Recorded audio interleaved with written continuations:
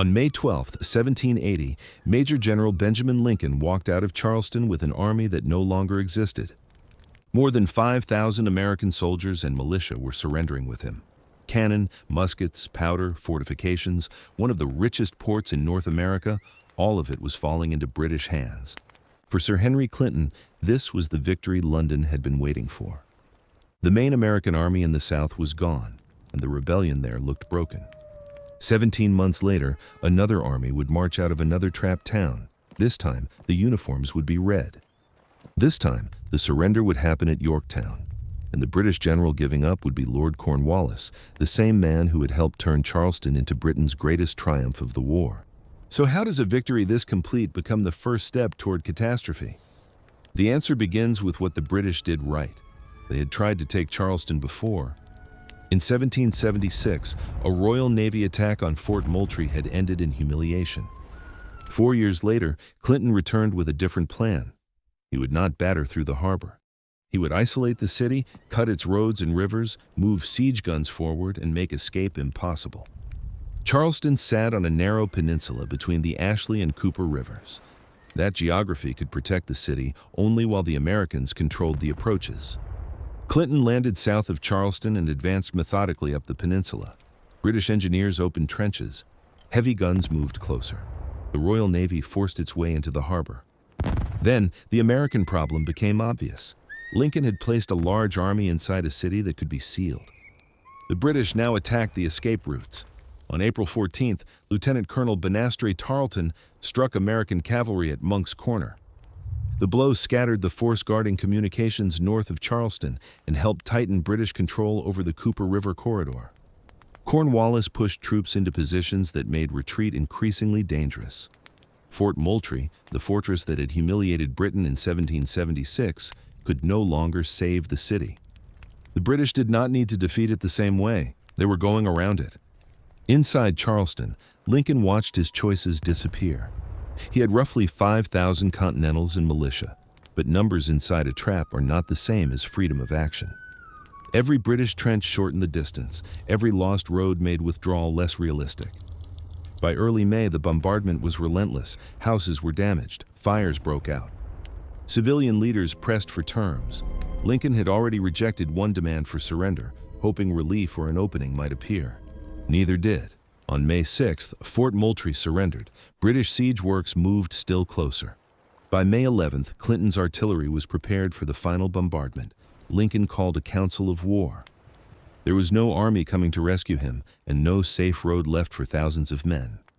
Continuing the defense would mean more destruction without changing the result. The next day, Charleston surrendered. For Britain, the numbers were staggering. More than 5,000 American troops were removed from the war in one stroke. Senior officers became prisoners. Weapons, artillery, stores, and the most important southern port were captured. After years of fighting Washington without destroying his army, Britain had finally achieved the kind of decisive result European commanders spent entire campaigns trying to create. And that is exactly why the next decision mattered so much. Clinton had solved the first problem. He had captured Charleston, destroyed the main American army in the South, and opened South Carolina to British occupation. But an army can surrender for a region only if the people living there accept the result. The British were about to discover that South Carolina had not surrendered with Benjamin Lincoln. The British plan depended on something more fragile than artillery. They believed thousands of people across the southern colonies were waiting for the rebellion to collapse. For years, British officials had argued that the South contained a deep reserve of loyalist support, farmers, merchants, former royal officials, and backcountry settlers who might return openly to the crown if British troops could protect them. Charleston seemed to prove the theory. Destroy the Continental Army, establish strong garrisons, arm local loyalists, and royal government could begin rebuilding itself without Britain having to occupy every road and crossroads with regular soldiers. For a few weeks, it looked possible. British detachments pushed inland. Posts appeared at Camden 96, Rocky Mount, and other strategic points controlling roads and river crossings. Loyalist militia were organized to defend local districts. Men who had fought for independence began coming forward to accept parole or British protection, not necessarily because they had become devoted supporters of King George. but because the American army had disappeared and continuing the war suddenly looked suicidal. This distinction was critical. South Carolina was not divided neatly into patriots and loyalists. Between those camps stood thousands of people who wanted something much simpler: to stay alive, protect their farms, and avoid choosing the side that might lose. Britain needed those people to remain quiet. Instead, it forced the issue. On June 3rd, less than a month after Charleston fell, Clinton issued a proclamation changing the status of many men who had previously received parole. They were released from those parole restrictions and restored, in British eyes, to the duties of royal subjects. The language carried an unmistakable message. Simply going home and remaining neutral was no longer enough. The Crown expected active loyalty. Militarily, the logic was understandable. Clinton was preparing to return to New York. Cornwallis would be left to secure an enormous region with a limited number of regular troops. If former rebels could be converted into militia, guides, local officials, and defenders of British posts, the occupation could begin supporting itself. But that solution created a new problem. A man who had surrendered because the war seemed lost could tolerate parole. Service for the Crown was different. Now he might be expected to assist the same army he had been fighting weeks earlier, possibly against neighbors, relatives, or former comrades. British victory had removed the safest middle position. Andrew Pickens was one example of what that could mean. Pickens was a veteran militia commander from the South Carolina backcountry. After Charleston collapsed and British power spread inland, he accepted parole and withdrew from active resistance. For the British, men like Pickens were exactly what victory was supposed to produce: experienced patriot leaders leaving the battlefield and returning home. Had that arrangement survived, Britain would have gained something more valuable than another battlefield victory. It would have gained silence, but the backcountry was becoming impossible to keep silent.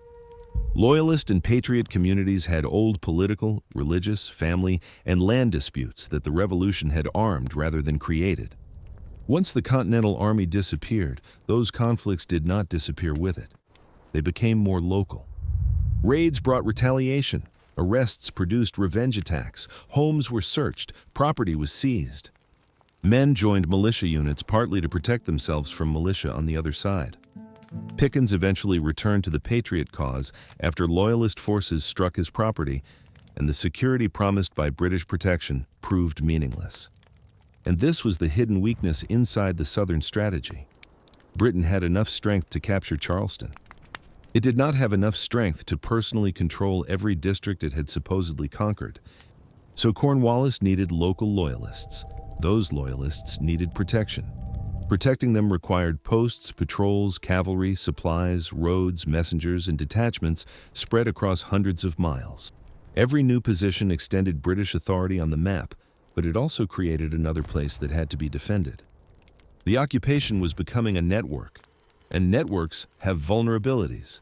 A regular army can force another regular army into a decisive battle. It is much harder to force hundreds of small groups to gather in one place and be destroyed. A militia band could attack a courier, disappear into woods and swamps, return home, then assemble again somewhere else. If the British concentrated their forces, those groups could operate behind them. If the British dispersed to hunt them, individual detachments became easier to isolate. Cornwallis had inherited what looked like a conquered state. What he actually inherited was a military problem with no fixed front. And then, one of his most aggressive officers gave the backcountry a reason to believe that surrender might be more dangerous than resistance. The reason was Banastre Tarleton.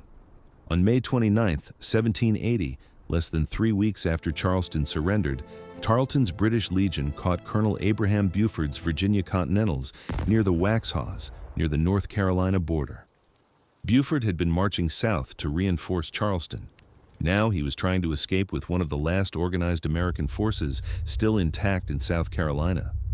Tarleton moved faster. He demanded surrender. Buford refused. When the British attacked, the fighting collapsed into close-range chaos. Buford attempted to surrender, but the killing did not stop in time. Tarleton's men cut through the Virginians with sabers and bayonets. 113 Americans were killed and roughly 150 more wounded out of a force of only 300 to 350. The exact sequence became disputed. Tarleton later argued that his men lost control after believing him killed. Patriot accounts described soldiers being cut down after trying to surrender. For what happened next, the distinction almost stopped mattering. Tarleton's quarter became Patriot shorthand for no quarter at all. Britain had wanted Charleston to prove resistance was pointless. Waxhaws helped create the opposite impression. Surrender might not protect you, and yet Britain kept winning. On August 16th, Horatio Gates marched a new army into battle north of Camden. Gates had commanded the army that received Burgoyne's surrender at Saratoga. Congress hoped his reputation could rescue the South. Cornwallis destroyed him in a morning. The American left was filled with inexperienced militia. Across from them stood British regulars advancing with bayonets. Sections of the militia broke almost immediately. Continental troops on the right fought harder, but once the rest of the line disappeared, they were exposed and overwhelmed. Gates fled north. His army ceased to function as an effective field force. Charleston was British. Lincoln's army was gone. Buford's force had been destroyed. Gates's replacement army had been smashed. There was no major Continental army left in South Carolina capable of meeting Cornwallis in open battle. By conventional measurements, the campaign was almost over. This is where it stopped being conventional. Francis Marion did not need to hold a city. He operated in the Low Country with small mounted groups that knew the rivers, swamps, and back roads. They targeted supply routes, messengers, isolated detachments, and loyalist forces, then dispersed before British regulars could force a decisive engagement. Thomas Sumter operated farther west. Other militia leaders appeared in districts Britain believed it had secured. Patriot and Loyalist communities attacked one another in a civil conflict that made occupation increasingly violent. That changed the equation. If Cornwallis concentrated his regulars, partisan bands could strike behind him. If he scattered troops to guard roads, ferries, depots, and Loyalist settlements, each detachment became weaker. Marion became especially dangerous because he attacked what every army depends on, but every victory parade ignores: communication. Between August and December, his men repeatedly struck British and Loyalist positions around the Santee and Pee Dee country. Towns could be occupied, but orders still had to travel. Food and ammunition still had to move. Every mile between two British posts became part of the battlefield. Cornwallis could not surround this enemy the way Clinton had surrounded Lincoln. There was no fortress to reduce, and no commander whose surrender would end the problem. So Britain tried to restore control using aggressive mobile forces and local loyalists. For the western backcountry, Cornwallis chose Major Patrick Ferguson. Ferguson was experienced and skilled with firearms. His mission was critical: protect Cornwallis's flank, organize Loyalist militia, and keep the mountain settlements from becoming another source of resistance. Instead, Ferguson would make one threat that pulled hundreds of those men out of the mountains and toward him. And for the first time since Charleston, the advance was about to be forced backward. The threat was meant to end the resistance. It did the opposite. In September 1780, Major Patrick Ferguson was operating west of Cornwallis's main army, organizing Loyalist militia and suppressing Patriot activity across the Carolina backcountry. Ferguson was no reckless amateur. He was a professional British officer and experienced marksman. At Kings Mountain, he would be the only British regular on the field. Nearly everyone fighting around him would be American. His mission mattered because Cornwallis was preparing to move north. If the western settlements stayed quiet, Loyalist militia could protect the British flank while the main army pushed into North Carolina. But Patriot militia beyond the Appalachians kept interfering. Ferguson sent them a warning. If they did not stop opposing the crown, he threatened to cross the mountains, hang their leaders, and lay waste to their country with fire and sword. Instead of intimidating them, the warning helped bring them together. Men came from the western settlements of Virginia and North Carolina and joined militia from the Carolinas and Georgia. They crossed the Appalachians, combined their forces, and began searching for Ferguson. Now, Ferguson was the one moving. When he learned a large militia force was approaching, he fell back toward Cornwallis. If he reached the main British army near Charlotte, the opportunity would vanish. So roughly 900 mounted patriots pushed after him through the night. On October 7th, they found him at Kings Mountain.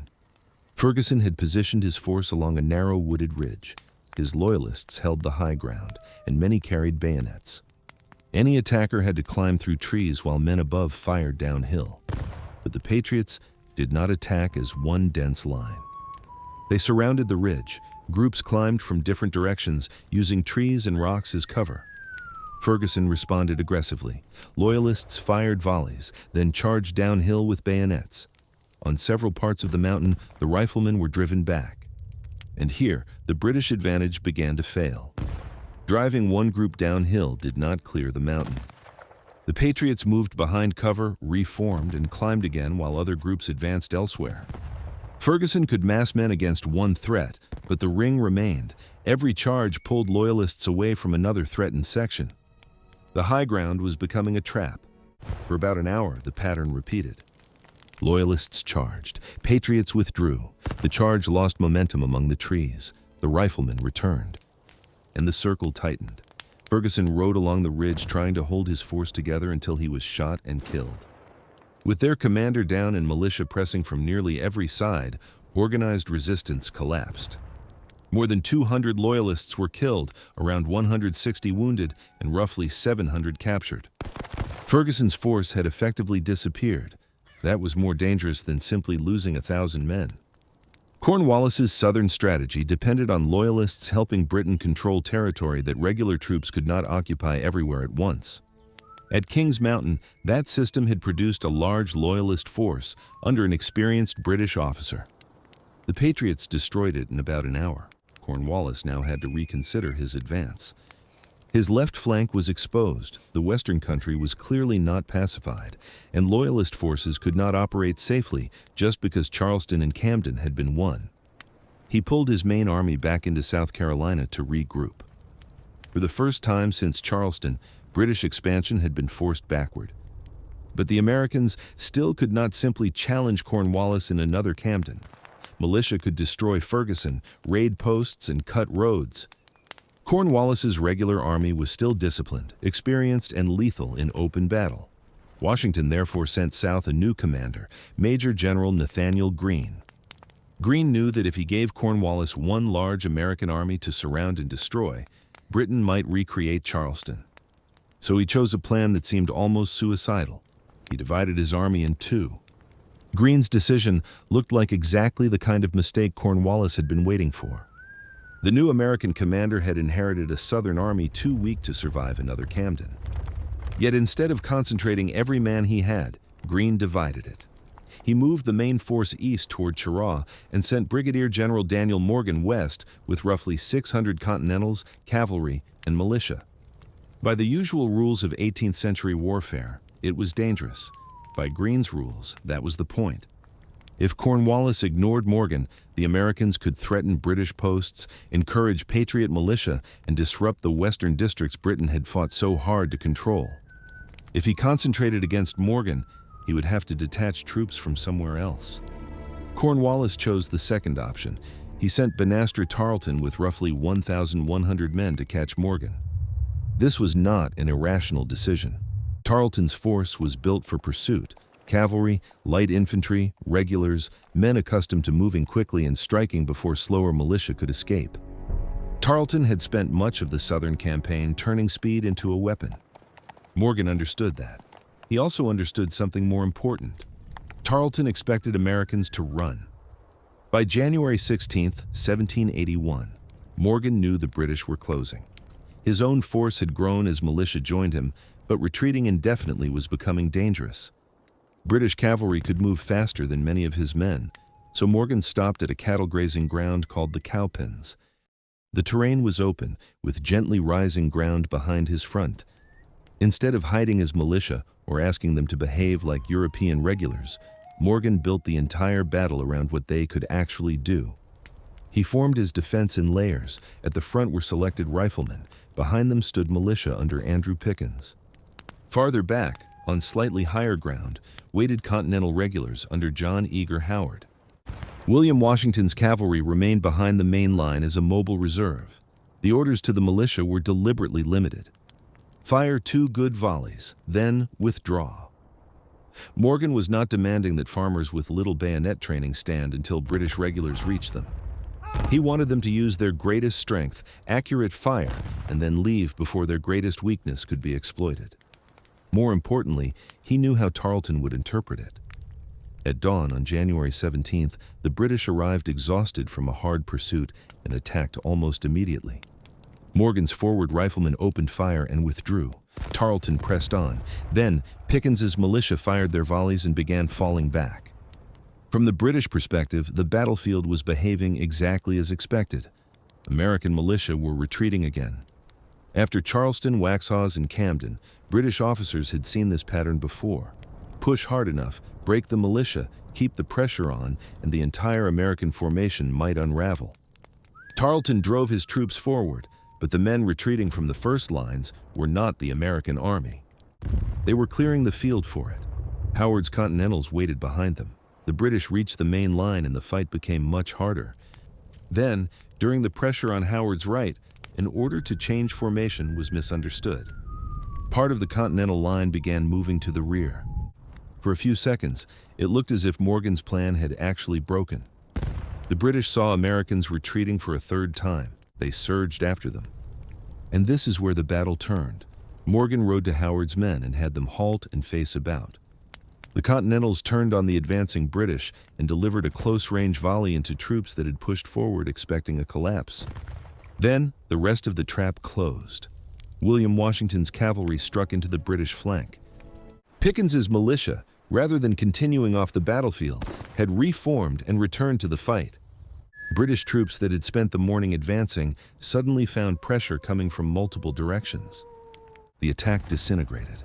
In less than an hour, Tarleton's command had been shattered. Around 110 British troops were killed, more than 200 wounded, and roughly 600 captured.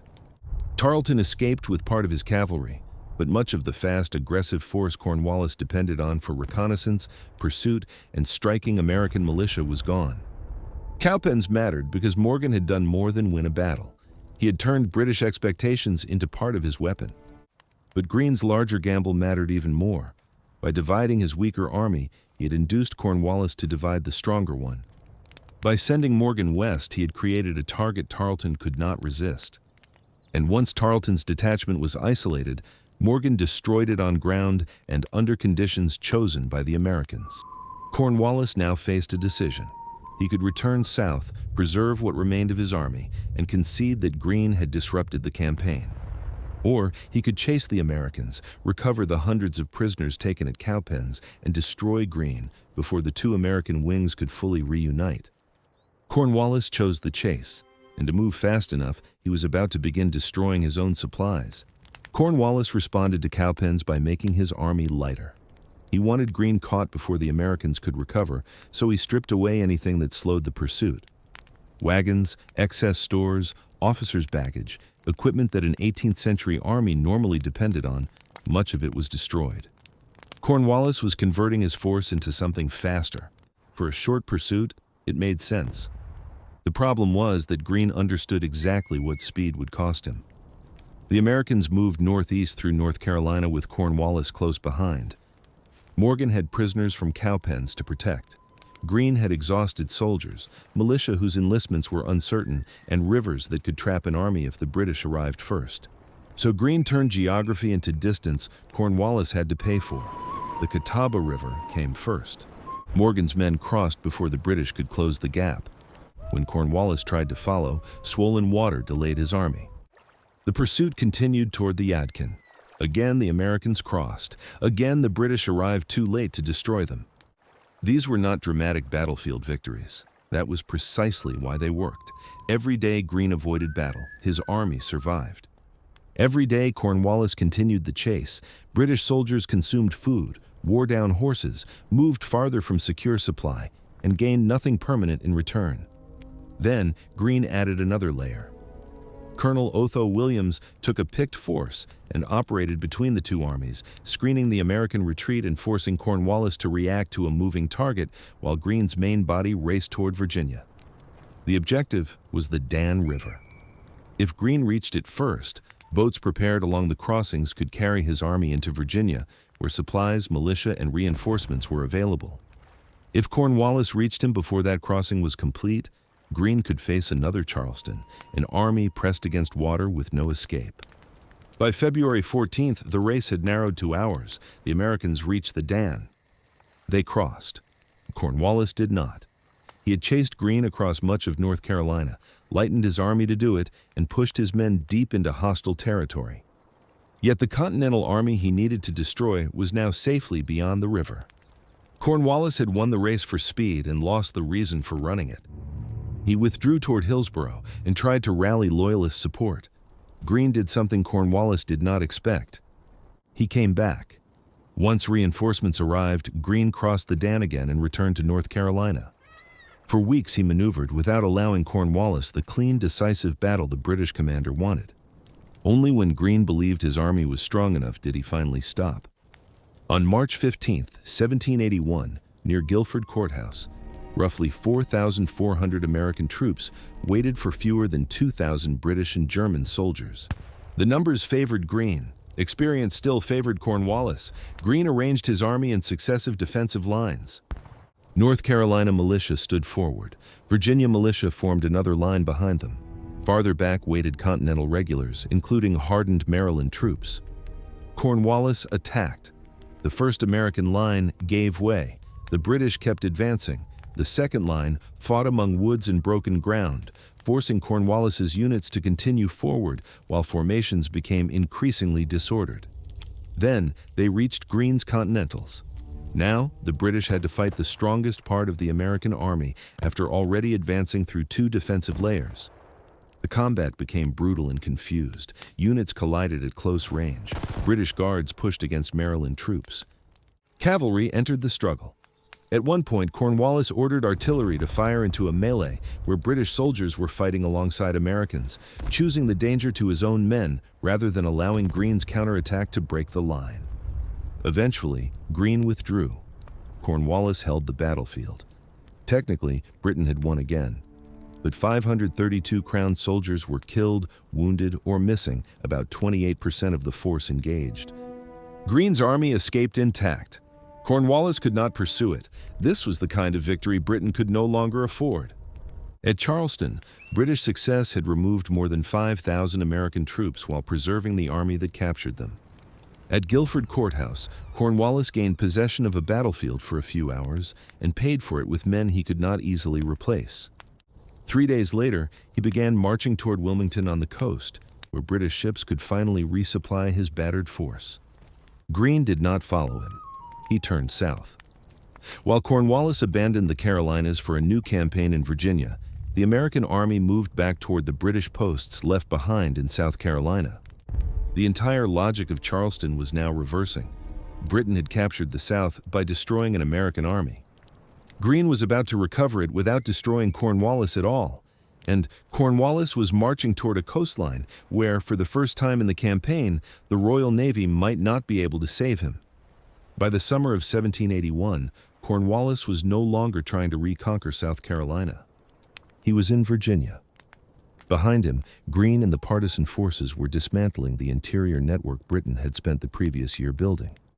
Charleston and Savannah remained British, but increasingly as coastal strongholds rather than centers of a restored Royal South. Cornwallis still had a dangerous army. What he needed was a secure base. Orders from Henry Clinton eventually directed him to establish a deep water position where the Royal Navy could reinforce and supply his troops. Cornwallis chose Yorktown, a small Virginia port on the York River, and began fortifying it in August. On a map, the position made sense. The river protected one side. Gloucester Point protected the opposite bank. British ships could bring ammunition, food, reinforcements, or evacuation if necessary. But the entire position depended on one assumption. Britain had to control the sea. On August 30th, Admiral François de Grasse arrived in the Chesapeake with a French fleet. 6 days later, a British fleet under Rear Admiral Thomas Graves appeared and fought de Grasse off the Virginia Capes. The battle itself was not a spectacular annihilation. Strategically, it was devastating. The British failed to break French control of the Chesapeake and eventually withdrew toward New York. Cornwallis had lost the ocean. That changed Yorktown from a fortified port into a trap. Washington and Rochambeau were already marching south with American and French troops. Lafayette had spent months shadowing Cornwallis in Virginia without giving him the decisive battle he wanted. Now those forces were coming together. By late September, roughly 17,000 American and French troops were closing around fewer than half as many British soldiers. The geometry should sound familiar. At Charleston, Clinton had cut Lincoln away from reinforcement, closed escape routes, moved siege guns steadily forward, and reduced the American commander's options until surrender became inevitable. At Yorktown, the same mechanism was now working in reverse. The Allied trenches moved closer. On October 9th, the bombardment began. Heavy artillery hammered British fortifications day and night. A second siege line pushed still nearer, but British redoubts 9 and 10 blocked its completion. On the night of October 14th, they were attacked. French troops stormed Redoubt 9. American troops under Alexander Hamilton assaulted Redoubt 10 with unloaded muskets and fixed bayonets to preserve surprise. Both positions fell. Allied artillery could now move forward again. Cornwallis had one last possible escape. On the night of October 16th, he attempted to ferry troops across the York River to Gloucester Point. From there, they might break through the Allied screen and march north. The first boats crossed. Then a violent storm hit the river. The rest of the operation collapsed. By morning, Cornwallis ordered the troops already across to return. There was nowhere left to go. On October 17th, a British drummer appeared on the defenses. An officer followed carrying a white flag. 2 days later, the British marched out. Cornwallis did not personally attend the ceremony, citing illness. Brigadier General Charles O'Hara led the defeated column instead. And then Charleston returned to the story one final time. Cornwallis had requested the traditional honors of war in the surrender terms. Washington refused. 17 months earlier, when Benjamin Lincoln surrendered Charleston, the British had denied his army those same honors. Now, Lincoln was standing at Yorktown as Washington's second in command. O'Hara approached Rochambeau with the surrender sword. Rochambeau directed him toward Washington.